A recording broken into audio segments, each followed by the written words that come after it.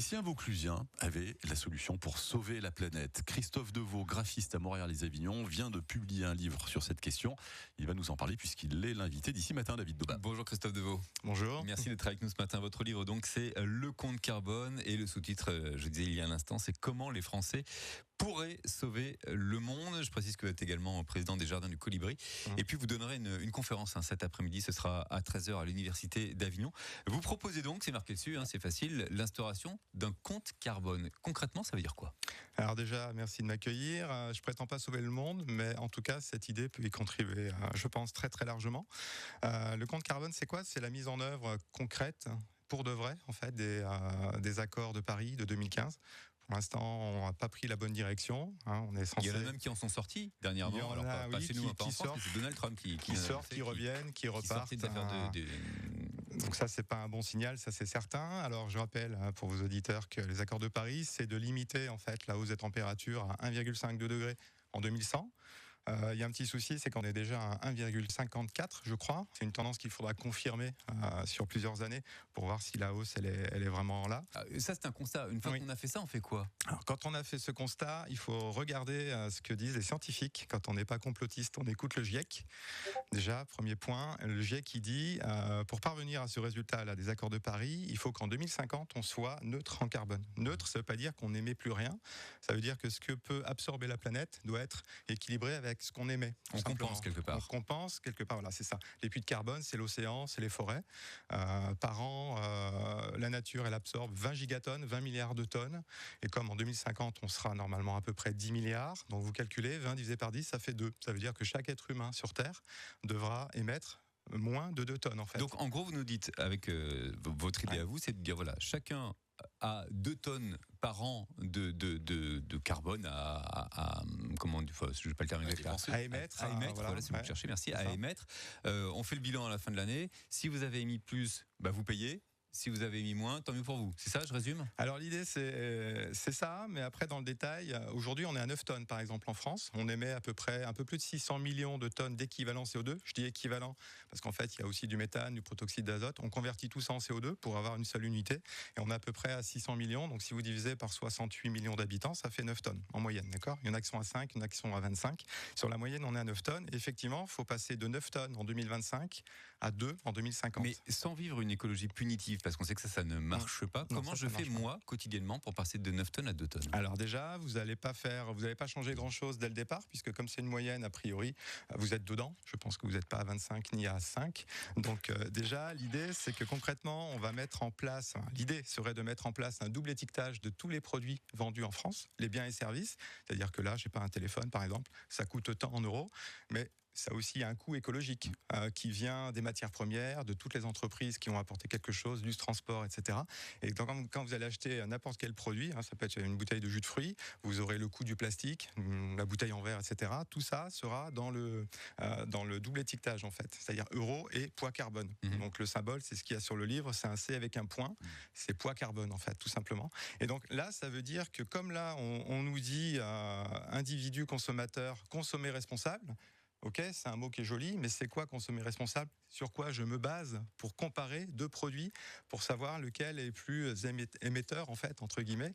Donc si je prends un kiwi de Nouvelle-Zélande, par exemple, qui est moins cher que ceux de Provence, que ceux qu'on produit en France, qui pourtant sont locaux, parce qu'on n'a pas les mêmes normes sociales et environnementales. Pourtant, le kiwi Nouvelle-Zélande, il a fait 20 000 km dans un bateau réfrigéré qui fonctionne au fioul lourd, donc le truc le plus émetteur qui soit au monde, et pourtant il est moins cher. Oui, mais ça veut dire payer plus cher aussi? Non, tout le monde n'a pas les moyens? Non, justement, on n'est pas du tout, on va pas jouer, c'est pas une taxe carbone en fait.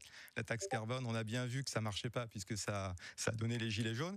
Je pense qu'on aurait pu même éviter de la mettre en œuvre parce que c'était évident que ça allait finir comme ça. Si vous augmentez le prix des produits, que vous augmentez pas les salaires, ça crée de l'inflation. Donc là, l'idée, c'est qu'on ne touche pas la monnaie. En fait, on ne touche pas du tout à la monnaie. On met comme une monnaie parallèle, double étiquetage, ça veut dire en euros, ça change pas, et on regarde le poids des choses, le poids écologique. Mais si vous avez une contrainte, si vous partez la première année avec 9 tonnes, c'est-à-dire que par an, chaque personne, chaque individu aura 9 tonnes en gros pour vivre.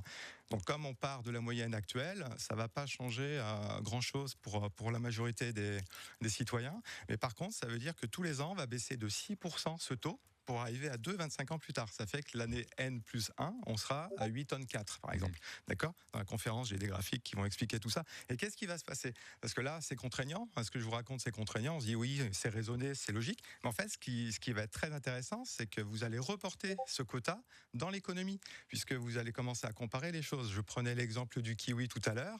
Qu'est-ce qui va se passer ? J'adore les kiwis, mais bon, à un moment donné, je vois que si j'en mange toute l'année, ça va me coûter cher en carbone. Et du coup, je vais devoir effectivement payer. Après, je reviendrai après là-dessus.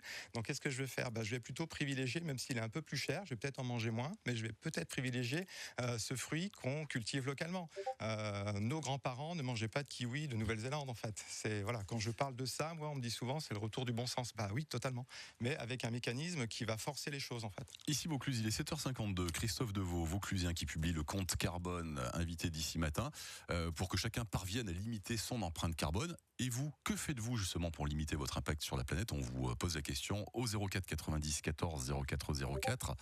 Nombreuses réactions déjà sur notre Facebook, à l'image d'Isabelle qui écrit « Je crois qu'il vaudrait mieux poser cette question à nos dirigeants qui se promènent sans arrêt en avion. » Est-ce que les élus devraient commencer par donner l'exemple, Christophe Deveau ? Alors, les élus, c'est toujours pareil, en fait. On est dans une société d'image, donc on a toujours le besoin d'exemplarité, en fait. Mais ça va concerner absolument tout le monde, puisque la limite, la contrainte carbone, elle va être pour tous les citoyens. Donc un politique français est français. Donc à partir de là, même Monsieur Bernard Arnault, dont le bilan carbone est, allez, je vous le dis, il est de 1828 tonnes par an. Désolé pour lui. Il peut réduire fortement. S'il arrête de prendre l'avion, il va diviser par 10, par 15. Voilà. Donc les efforts, ils seront pour tout le monde, puisque dès lors qu'on dépasse, ça va coûter de l'argent, pour de vrai, du vrai argent. Il y a Gilbert justement qui écrit sur Facebook, toujours sur le Facebook ici Vaucluse, je fais ce que font les riches avec leurs avions privés, les paquebots de croisière, les vols d'avion, je fais comme les riches avec leurs voitures, leurs chevaux, je fais comme les coureurs automobiles de F1, je fais tout pour faire chier le monde, il écrit comme ça. Gilbert, il essaye de dire finalement dans son commentaire que ceux qui ont le plus d'argent, n'ont rien finalement à faire de la planète. Mais c'est exactement pour ça qu'il faut qu'on puisse voter. L'objectif de tout ça, c'est de vulgariser cette idée. Donc merci de m'accueillir pour ça, parce que ça y participe grandement. Il faut donc que toute la population sache qu'il y a peut-être une voie différente que l'enfer qui nous est promis. Et il faut en même temps aussi vulgariser ça auprès de nos élus. C'est un travail qu'on fait, on est un petit groupe, donc c'est à la fois, on s'adresse à la population et à la fois aux élus, parce que l'idée à la fin, c'est que cette mesure soit votée par référendum, pour que ce soit un projet de société. Alors là, on peut penser que c'est utopique, mais pas du tout. Et là, l'exemplarité dont vous parlez, effectivement, un pilote de Formule 1, évidemment, c'est le modèle qu'on voit, c'est ce que les jeunes veulent être, etc.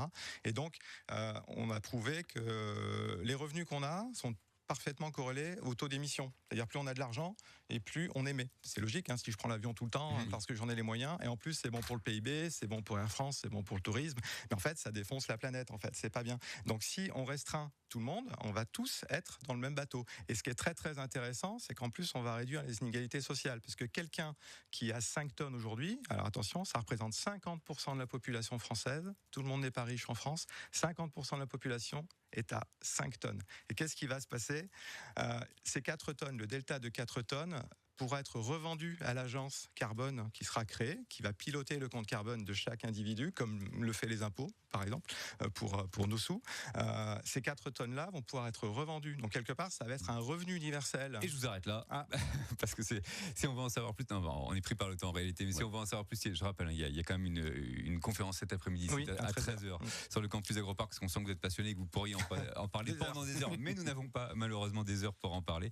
Donc, ce livre, Le compte carbone, donc comment les Français pourraient sauver le monde, écrit par Christophe Deveau. Merci beaucoup en tout cas d'avoir été avec nous ce matin, et donc rendez-vous cet après-midi si vous voulez en savoir plus à partir de 13h sur le campus Agroparc.